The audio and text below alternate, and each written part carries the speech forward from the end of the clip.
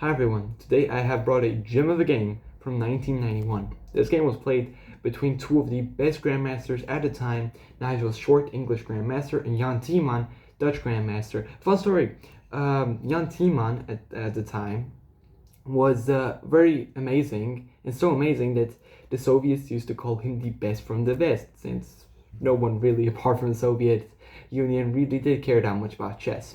So, without further ado, let's go. So, we have the game. Nigel Short at the white pieces opened with e4, and now we have the Alekhine defense. Alekhine for the Americans watching, or any other person apart from Russian people, or Soviets, yeah. And this is a very, very edgy and exotic opening. You're essentially baiting the pawns forward, but saying that you're going to be left weak behind.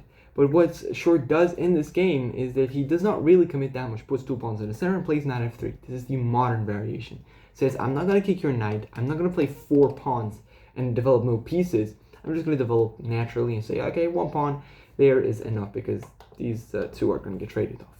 G6 now. This is not really good. This is known as the Albert variation.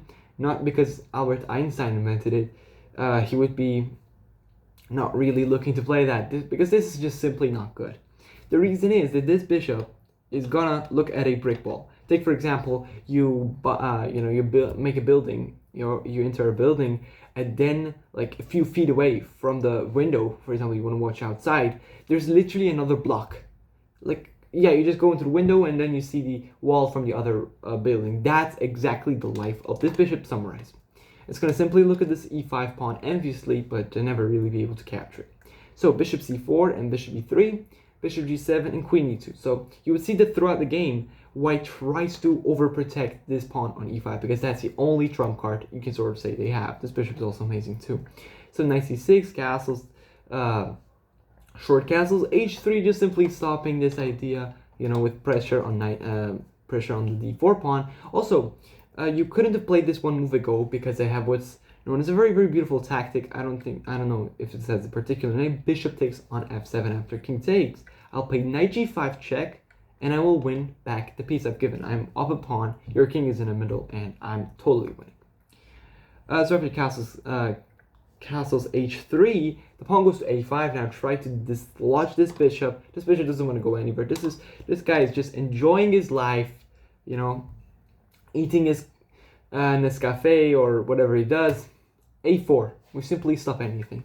Pawn takes, knight d4, takes, fine, you're okay with the trade, and now rook e1. Again, very important to not give this pawn away.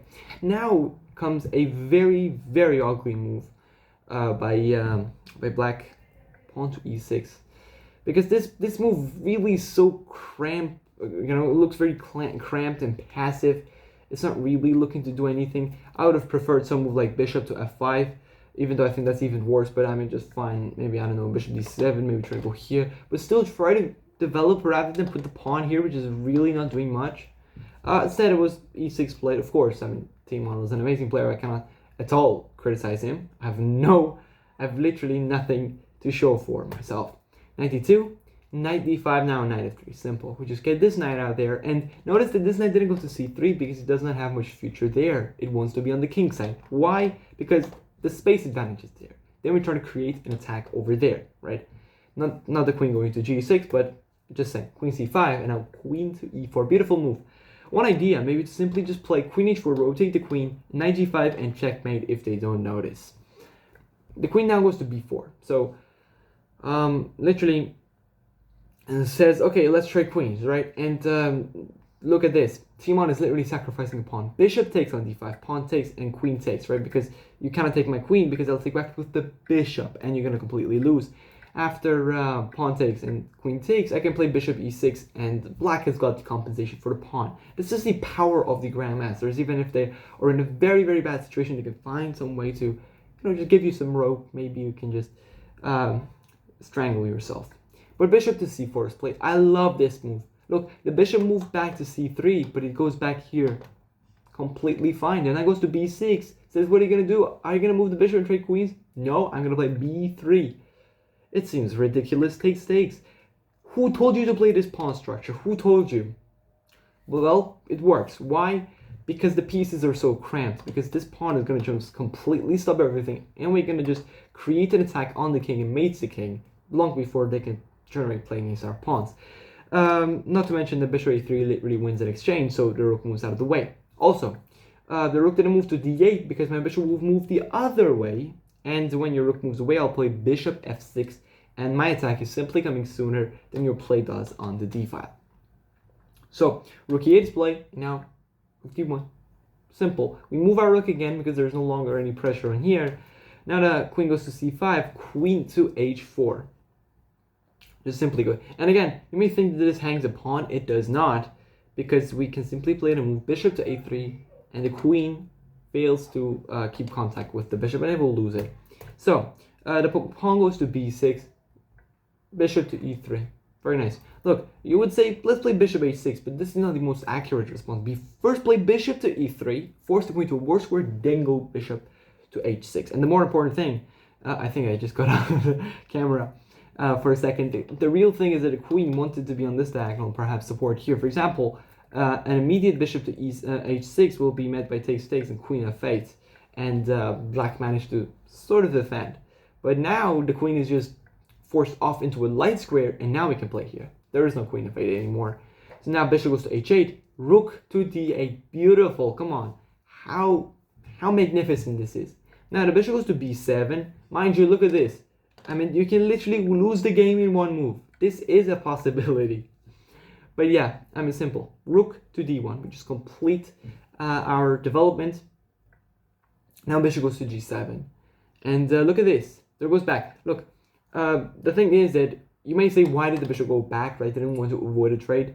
Take this, for example. If the rook goes to b8, I have now this beautiful move, cold shower, queen to e7. I'm threatening to checkmate you, because after the rook takes, I will checkmate you. And the rook is, of course, pinned. And you will get mated in a few moves. I'll just show the moves. Bishop to g7. I'll take the rook. You're going to block. I'm going to pin your rook again, so don't take my queen. Takes, check, takes, here, here, here, and checkmate. This is very beautiful. You see, the knight just finally moves one last time and checkmates the king. Very, very nice. Anyways, after the move bishop to g7, now the rook was literally being threatened. I mean, I was threatening to take your bishop and then take your rook. So, rook d7 is now played. Some ideas on the 7th rank. Now the rook goes to f8, takes, queen, forget that. Yeah, rook e4. Again, a very nice move.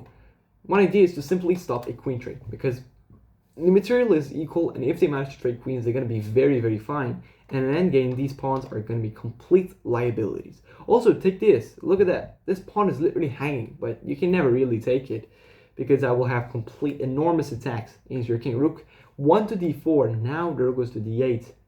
Queen f6 check and h4. Now I'm looking to just wreck open the position and maybe even go with rook g4. So what do you play? h5. But this move was completely foreseen by Nigel Short, as now everything is set up for the beautiful idea that he showcased.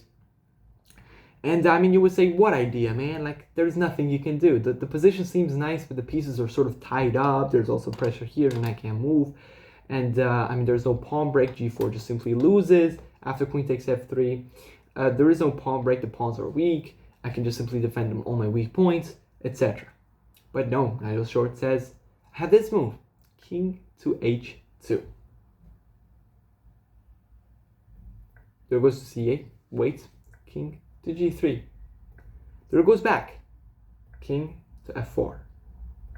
The bishop goes here, king to g5. It finishes the game. Jan Timman here, it's literally resigned as the king walks up, sacrificing the rook, turning it to levy. But of course, Nigel Short is literally going for checkmate. Just saying.